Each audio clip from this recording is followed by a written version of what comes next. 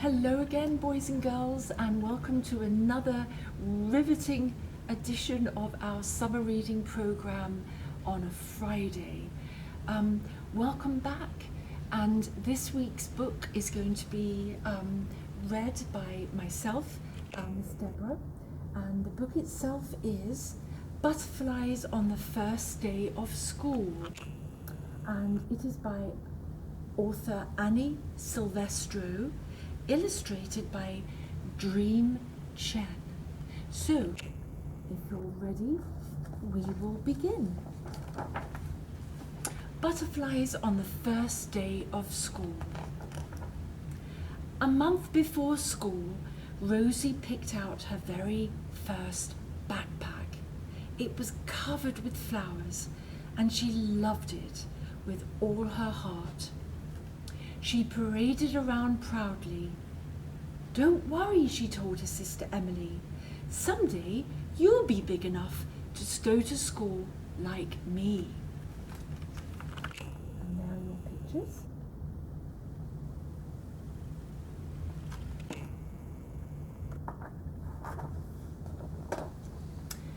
Rosie practiced raising her hand, writing her letters, and saying her teacher's name.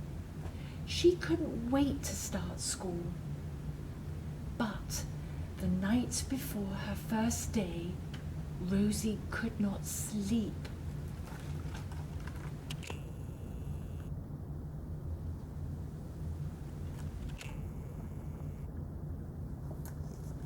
In the morning, her belly hurt. She didn't touch her chocolate chip pancakes. "Maybe I'd better stay home," said Rosie. "I don't want Emily to be lonely." "She'll be fine," said her mother, "and so will you." Rosie shuffled the pancakes around on her plate. "Come on, sweetie," said her dad. "Time to go." Rosie slowly pulled on her backpack. "I don't feel well," she said. "You just have butterflies in your belly," said her mother, hugging her tight. "Butterflies?" asked Rosie. That's when the bus pulled up.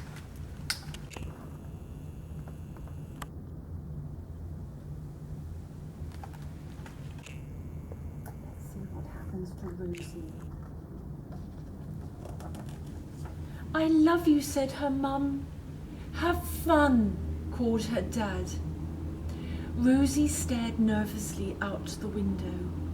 Soon, a girl sat down next to her. "I'm Violet," she said. "What's your name?" "Rosie."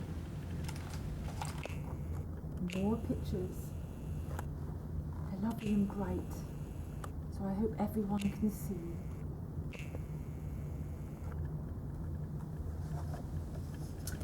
As she spoke, a butterfly flew from her mouth. Rosie clapped both hands over her face. "Are you okay?" Rosie nodded. "I have Mrs. Mancini," said Violet. "Me too," said Rosie. The words tumbled out on two silver butterflies. Rosie watched them flutter down the aisle. Violet didn't seem to notice.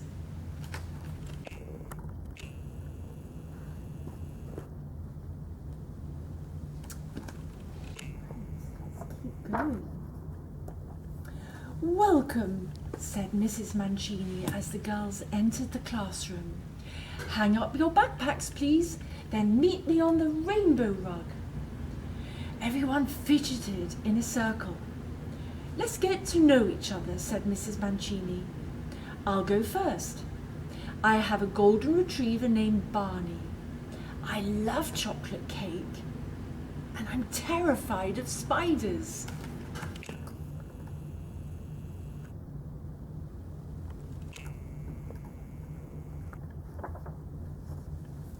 Violet went next.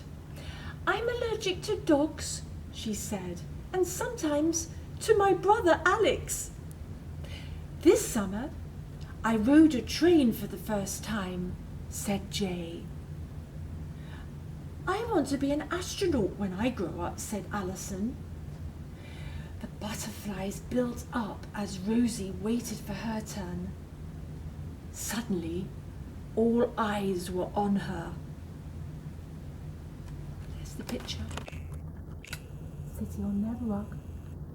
We've got quite a few rugs in our library here.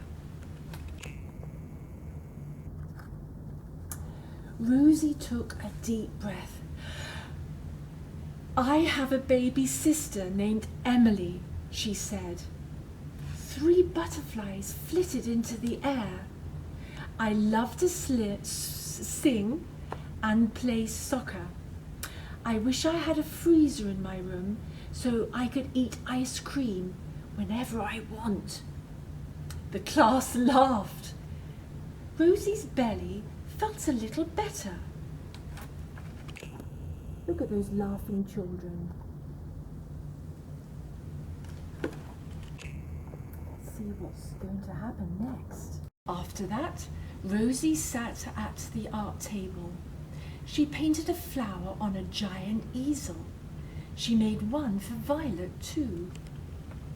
Then they helped Jay build a train out of blocks. From time to time, butterflies rumbled in Rosie's belly. Occasionally, 1 or 2 slipped out. But by recess, she could barely feel them anymore. Yes, she's becoming happier and more confident, I think.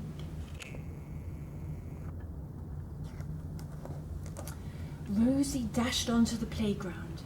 You're it, she called. Everyone raced around playing tag, but one girl stood alone under the oak tree. She held her hands on her belly. Rosie walked over to her. Rosie understands, doesn't she?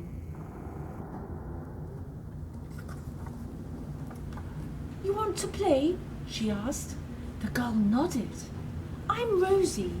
What's your name? Isabella. As she answered, butterfly after butterfly after butterfly soared into the sky. Isabella looked up, amazed. Feel better? Asked Rosie. Much, said Isabella. At the end of the day, Rosie waved goodbye to her friends. She ran off the bus and leapt into her mother's arms. School is so fun, she said. Violet has a flower name like me, and Jay built a train out of blocks, and Isabella had butterflies too.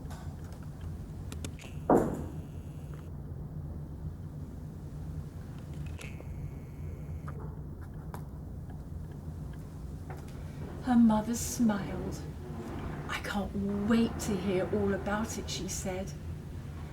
The words floated out on a shimmering butterfly's wings. The